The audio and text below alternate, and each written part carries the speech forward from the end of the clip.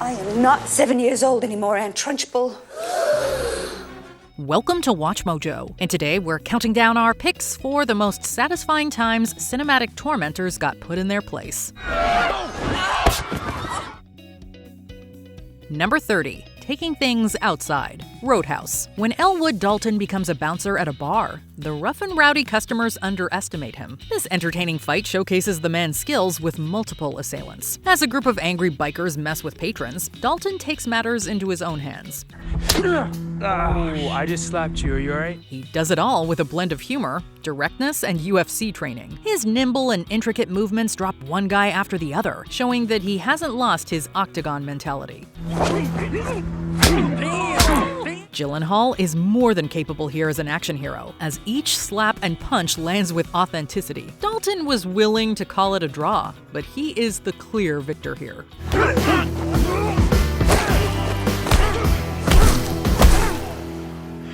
Number 29. Mark humiliates Stan. 17 again. Given the chance to become a teenager once more, Mike O'Donnell, posing as new kid Mark Gold, befriends his son Alex in high school. He also comes face to face with his kid's tormentor in this satisfying scene. You don't talk to him that way. Stan might be the jock, but he's no match for an adult's wisdom and experience. Mike stands up for his son in the lunchroom, humiliating the jerk in front of a group of students. Like a caveman, Stan's brain is underdeveloped. The main character doesn't need fighting skills to take down his opponent either. Showing off a few basketball moves, the lead dishes out a mental beatdown that could likely cause some emotional scarring. Don't hurt yourself, big boy. Number 28. Telling off Steph. Pretty in Pink. Whether you're Team Blaine or not, this scene in Pretty in Pink does give the character a chance to redeem himself. He confronts his popular friend Steph McKee and lays down a harsh assessment of the latter's personality. You buy everything, Steph. You couldn't buy her, though. That's what's killing you, isn't it, Steph? Steph completely deserves it considering his gross, greedy, and selfish attitude. In only a few words, this speech gives the villain a taste of his own medicine. She thinks you're shit. And deep down, you know she's right. James Spader plays the antagonist so well that you're practically cheering when someone finally stands up to McKee. Some people deserve to hear the awful truth about themselves. This classic 80s film wouldn't be complete without this confrontation.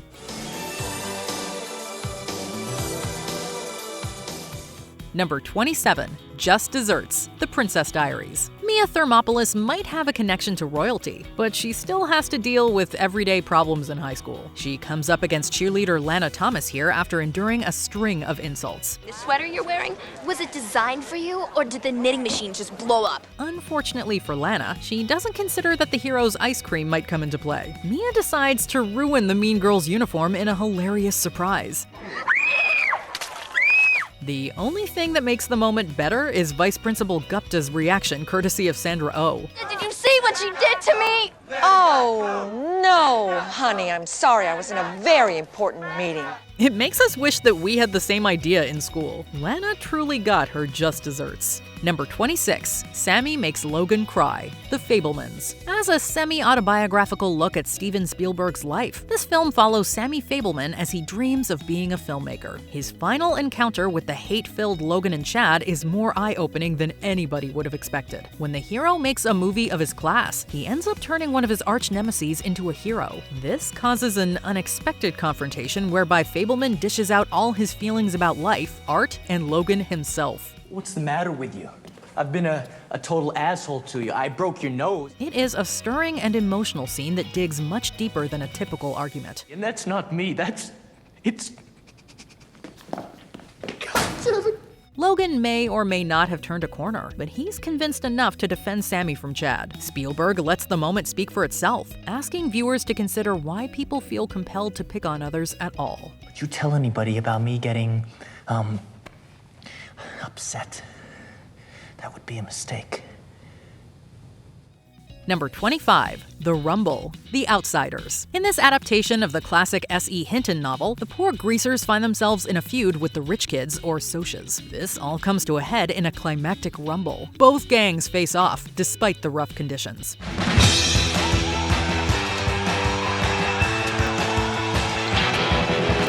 The heroes assemble as they teach their spoiled rivals a lesson. It might not be pretty, but this rain-soaked brawl does feel like a cathartic moment for the remaining ensemble. The complicated tale of teenage violence leads to a triumphant victory for the boys. Even with the tragedy in The Outsiders, this win still illustrates how far they'll go to prove themselves against the upper-class jerks.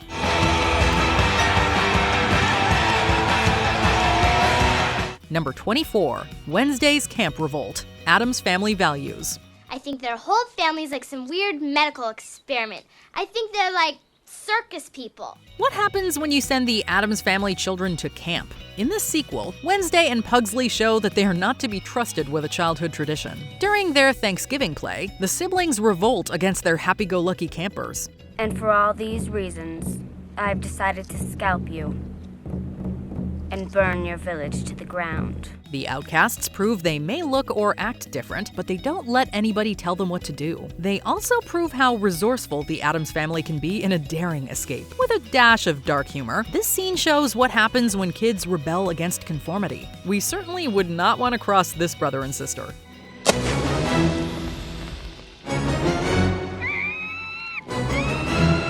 Number 23, Cantina, Star Wars Episode 4, A New Hope. The Mos Eisley Cantina is full of colorful characters, but not all of them are friendly. Luke Skywalker then finds himself up against two unsavory beings.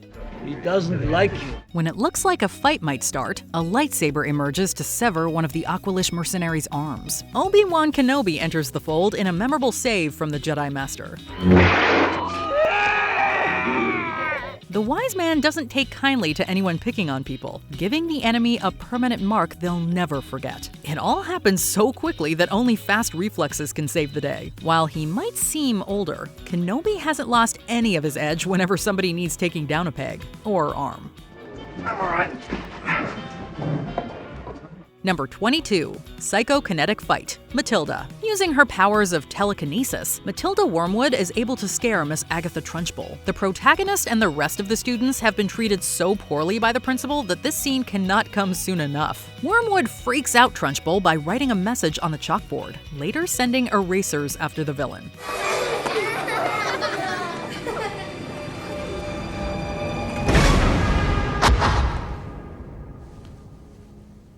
It's an effective sequence that reminds viewers why this antagonist doesn't deserve any mercy. The baddie tries to fight back, but she later gets food thrown at her before being chased from the school.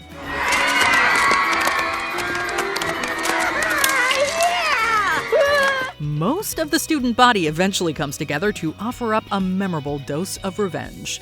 And the Trunchbull was gone, never to be seen or heard from.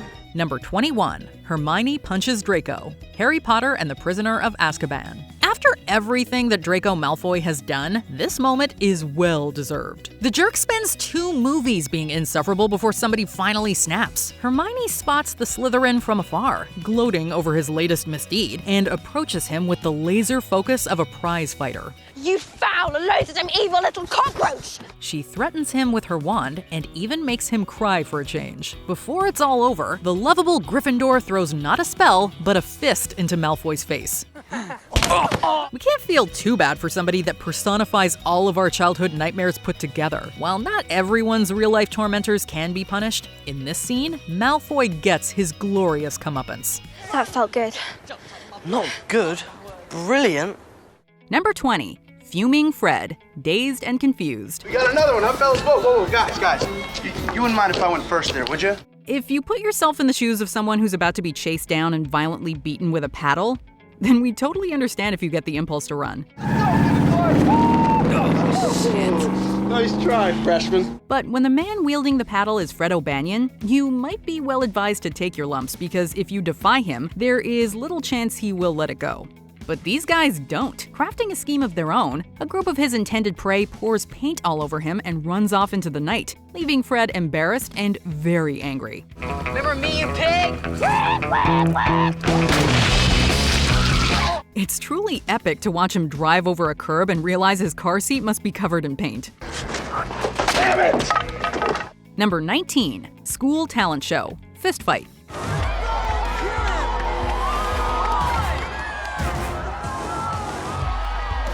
Andy should take a lesson from his daughter on how to deal with bullies. With a little help from Big Sean, Allie gets some revenge on her abuser in the form of public humiliation. The shock and discomfort on the faces of the entire audience are palpable as Allie fearlessly dedicates an impassioned, uncensored performance of an appropriately titled Big Sean track. Trisha, this song is for you. I don't with you. On top of the shock factor of seeing a young girl sing the explicit song, the scene also drives the plot of the movie forward, as Allie's bold actions inspire Andy to stand up to his own bully. After her jaw-dropping performance, she exits the stage to a standing ovation. Number 18, Raging Regina, Mean Girls. Hello, may I please speak to Taylor Waddell? She's not home yet. Who's calling? Oh, this is Susan from Planned Parenthood. I have her test results. If you could have her give me a call as soon as she can. It's urgent. Thank you. If you haven't had the pleasure of watching Mean Girls, you are missing out. Written by Tina Fey, it's a great film that leaves you loving its characters, even the outright awful Regina George. Get in, loser. We're going shopping. When all of the young women in this teen comedy make peace, she is the only one who can't or won't take part. This makes the audience pity her for the briefest of moments. Oh yeah, Katie? You know my friend Katie. She made out with Regina's boyfriend and then convinced him to break up with her. Oh God, and we gave you foot cream instead of face wash. Despite her humanity though, Regina is not at all kind and deserves to be the odd woman out. You can take that fake apology and shove it right up your... Being hit by a bus may be a cruel punishment, but it is also hilarious. And that's how Regina George died. No, I'm totally kidding. But she did get hurt. Number 17, The Other Witches, The Craft. Bien, mesdames et messieurs, parlons-nous de l'histoire un petit peu. Le gouvernement... Sometimes the worst bullies disguise themselves as friends. It all started out so innocently. The four witches experimented with magic and learned some spells to help them right a few wrongs in their lives. But after witnessing the heavy toll their spells take, Sarah wants to stop. You guys are freaking me out. Oh, she's scared. The coven refuses and turns on Sarah, sending her haunting images in her dreams. Well, Sarah fights back. Much worse than any physical or verbal retaliation, she gets inside their minds with her own powers, causing Bonnie and Rochelle to experience their worst nightmares. Mad with power, Nancy tries to kill Sarah. But the heroine sentences Nancy to the worst fate of all, binding her from ever using magic again. Number 16, Tricky Tab, Dumb and Dumber. Kick his ass, Seabass! When Harry and Lloyd set out on the road to return a briefcase, they don't have survival instincts or intelligence to rely on. But when they encounter a man only known as Seabass, who makes them feel small and spits in their food, the unlikely happens. Seabass and the fellows offered to pick up our check. Hit with what we can only assume is divine inspiration, they actually outmaneuver their adversary and trick him into unknowingly taking on their tab. Well, if that guy at the table over there is Seabass. It's hysterical and surprising, although things do get awkward when Lloyd runs into Seabass later. Find a happy place.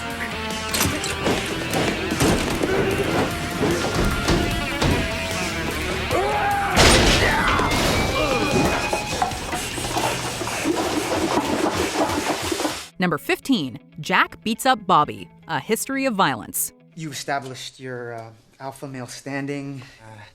You've established my unworthiness. Jack appears to be the mild-mannered type, who uses humor to avoid bad situations with bullies, and walks away rather than fight. But when Bobby and his crew refuse to let him walk away, Jack loses his sense of humor.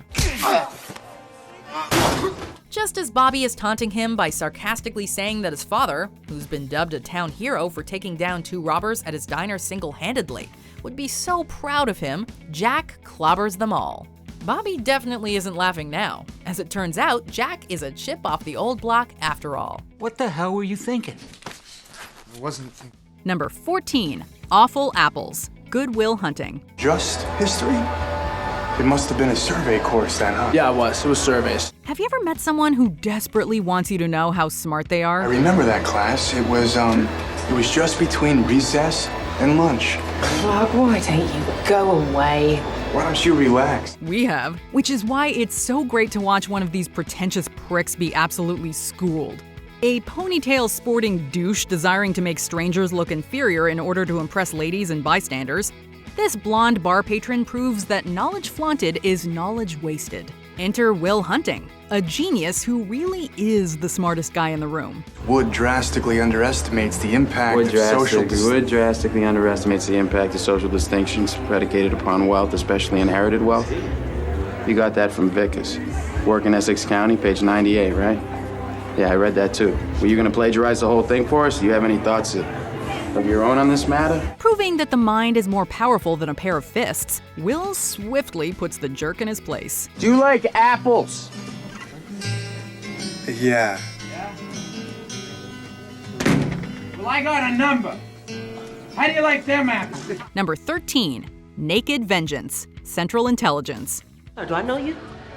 Do you know Robbie Weirdick from high school? Can you picture Dwayne "The Rock" Johnson getting bullied? Well, Robbie Weirdick was the victim of a pretty cruel senior prank thanks to Trevor Olson that left him naked and embarrassed in front of the entire senior class. 20 years later, Trevor is still just as big of a bully as ever. But Robbie Weirdick, now CIA agent Bob Stone, certainly has changed. And he doesn't like bullies. Good God, you're dumb. Dumber than ever, I guess.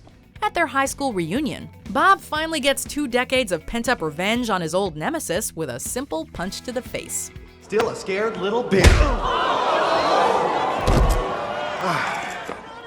I don't like bullies. This is followed by a speech about what it means to be the true hero of your own story, and a cathartic twist on the prank Trevor pulled on him. And it's realizing that in life, the most important thing that you can be is yourself. Number 12, Flash Fight, SpiderMan. Parker? When we're introduced to Flash Thompson in the first Spider-Man film, he seemed like the type of guy who would make life difficult for many fellow students. Peter Parker, on the other hand, seemed like the type of guy that the strong-willed could walk all over with ease. Think you're pretty funny, don't you, freak? Flash, it was just an accident. My fist breaking your teeth, that's the accident. There is a hint of an inner fortitude in puny Peter, however. With the bite of a radioactive spider, the power balance is reversed.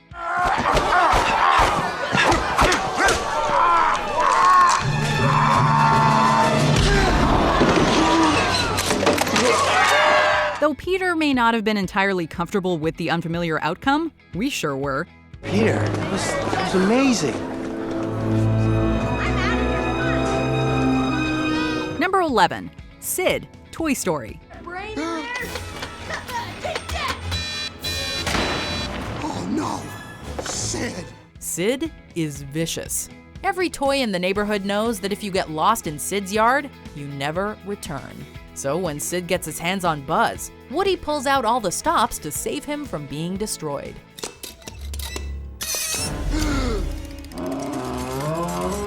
In perhaps the most memorable scene in the movie, Woody teams up with Sid's misfit toys that come to life. They emerge from the sandbox and the muddy puddles in his backyard to scare the 10-year-old straight. They don't just save Buzz, they make sure Sid never hurts another toy again.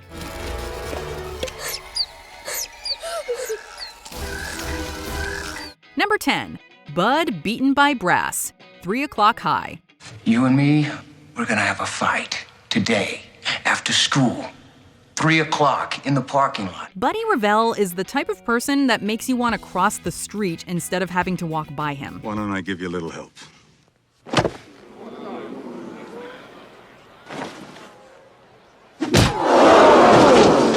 When Jerry, a fellow student, is assigned by the school paper to question him, he arouses Buddy's ire and wins a date with his fists. There. Now it's your turn. Jerry's destruction is seemingly set for the end of the school day. After choosing to pay him off, Jerry receives a sincere and severe insult that inspires him to not only stand up for himself, but also challenge the beast to a fight.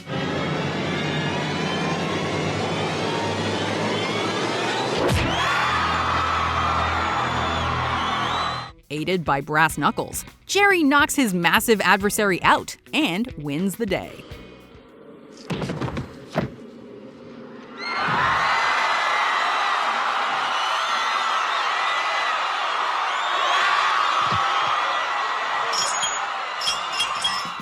Number 9. The Sick Stick. Kick-Ass 2. Get a cell phone? Gonna call for help with a comeback? Actually. It's hard to imagine a girl who can kill a man with his own finger feeling vulnerable. But after Brooke and her crew pretend to be Mindy's friends and then ditch her in the woods, Mindy is shaken. Newsflash, you're not special. With the queen bee and you're gonna get stung. Taking some advice from her Robin, Mindy beats them at their own game. These mean girls may wear a pretty popular and pristine costume, but one touch from the Sick Stick and all that ugliness they have on the inside upchucks right out. Everyone dreams about getting the ultimate revenge on a bully. Well, this scene has everything you could possibly want. An epic speech, public humiliation, and the perfect soundtrack. I don't want to win. I just want to make the world a better place. Number 8. Prom Pyrotechnics. Carrie. You eat. Carrie White is an innocent soul who has spent her life under the thumb of everyone around her, whether it's the supposed cool kids or her possessive mother. I think your butt came in sweat and blood. Genesis 3:16. Beset by her maturing body and dastardly peers, she's set up to feel accepted until the moment it's all pulled away from her.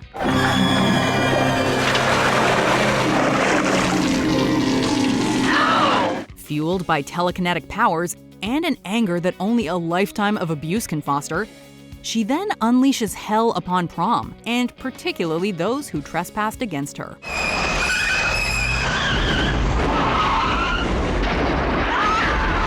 Number 7. Rock War. It. Were you off to, tits? When Henry Bowers and his crew of bullies are beating up on the homeschooled kid Mike, the Losers Club shows up and evens the battlefield. Just as Henry's about to bludgeon Mike with a rock, Beverly bludgeons Henry first. This action incites a full-on rock war that sends the bullies running away like a bunch of cowards. The shocked and pained look on Henry Bowers' face as the losers pummel them is the ultimate vindication. The losers are the winners here. Go blow your dad, you mullet-wearing asshole! Number 6. Ralphie's Revenge. A Christmas Story.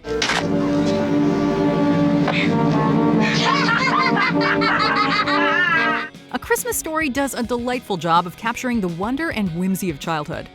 It isn't afraid to address the darker, colder moments of youth either, though.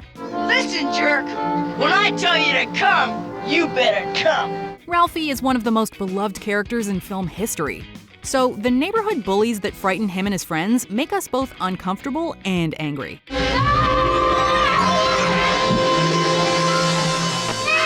When our little man loses his cool and mercilessly pounds Scott, all the while spouting profanity, the relief we feel is incredibly powerful. You bang gunk stinking piss! Did you hear what he said? Number 5. Gordys Gun. Stand By Me. You guys have two choices. You either leave quietly, we take the body, or you stay, we beat the shit out of you, and we take the body. Kiefer Sutherland may have gone on to play one of the greatest TV heroes of all time in 24, but he plays a very different sort of character here. This is your last chance. What do you say, kid? Looking like evil incarnate, Ace Merrill would be terrifying even to grown men, yet he spends his time contending with a foursome of young friends. You're gonna have to kill me, Ace. No problem. Young Gordy, played by nerd icon Will Wheaton, is the farthest thing from fearsome, which is why it's so satisfying when he pulls a gun and stands up for himself and his friends in this scene from the coming-of-age drama. But kids, please do not try this at home. You're not taking him. Nobody's taking him. Number 4. Cher Revenge. Moonlight. I can't be enough for Little. How much you need, Little? Don't call me that. All right, Terrell, that's it. Hey, yo, what you gonna do? The only way to really deal with a bully is to stand up to them. After the school bully Terrell gets Chirone's best friend Kevin to beat him up, Chirone takes a four-pronged stance with the help of a chair. Chirone walks into class with a sense of purpose, picks up an empty chair, and smashes him over the head with it. Simple, yet effective.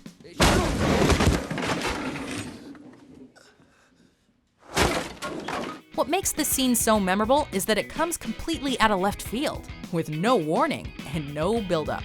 Number 3. Bar Fight. Kingsman, the Secret Service. You think you can chat shit about us so we won't do nothing just because our governor's banging Eggsy's mum? Pretty much. Manners maketh man. When Eggsy finds himself in trouble with his neighborhood thugs, his new friend and mentor Harry steps in and attempts to teach them this very important lesson. But the thugs persist, and Harry challenges them to a fight. Manners maketh man. To their and Eggsy's surprise, he takes out all of them with the most unlikely of weapons, his trusty umbrella. Each new trick that the umbrella possesses, such as its bulletproof quality and stun gun setting, make the fight even more epic. This scene is so epic that the movie calls back to it in a mid-credits scene, where Eggsy gives the exact same thugs a second lesson in manners. Gonna stand around here all day? Or are we gonna fight? Number 2, Beaten Biff, Back to the Future. Hello? Hello, anybody home? Think McFly? The villain of Back to the Future, Biff Tannen seems like a typical bully that comes from a long line of bullies. Buford Tannen was a notorious gunman whose short temper and a tendency to drool earned him the nickname Mad Dog. Spending his days threatening others with violence and extorting schoolwork, the only thing that makes him stand out is how entertaining he is at first sight. So why don't you make like a tree and get out of here? Then we watch Biff interact with Lorraine Baines and recognize that he will stop at nothing to get what he wants. You know you want me to give it to you. Shut your filthy mouth. I'm not that kind of girl. Oh, well, maybe you are and you just don't know it yet. In the other corner, there's the weak and scared George McFly that couldn't hurt, well, a fly. In the end, however, Marty's father turns it all around and knocks Biff out in a single blow. For us, there is almost nothing better. Are you okay? Before we continue, be sure to subscribe to our channel and ring the bell to get notified about our latest videos. You have the option to be notified for occasional videos or all of them. If you're on your phone, make sure you go into your settings and switch on notifications. Number 1, the final fight with Daniel and Johnny, the Karate Kid. To keep Daniel from being relentlessly and continuously beaten up by Johnny Lawrence of Cobra Kai, Mr. Miyagi makes a deal that the two will fight once and for all at the upcoming karate tournament. He wants to learn karate. Well, here's your first lesson, how to take a fall. Hey, don't think about the pain. Though Mr. Miyagi is a skilled teacher, Daniel is the least experienced student at the tournament, yet fights his way all the way to the finals to face Johnny. Whoever wins the next point will be our new champion. Overcoming intimidation tactics and cheap shots, Daniel wins the match with the legendary crane kick. In the end, Johnny is changed by the experience. Daniel doesn't just beat him, he earns his respect. Daniel, you're all right with yourself. Thanks a lot. Which scene featuring tormentors from the last decade resonated with you? Let us know in the comments below. You know what? Someday I just might grow out of that, but you will never stop being a jerk. Did you enjoy this video? Check out these other clips from WatchMojo, and be sure to subscribe and ring the bell to be notified about our latest videos.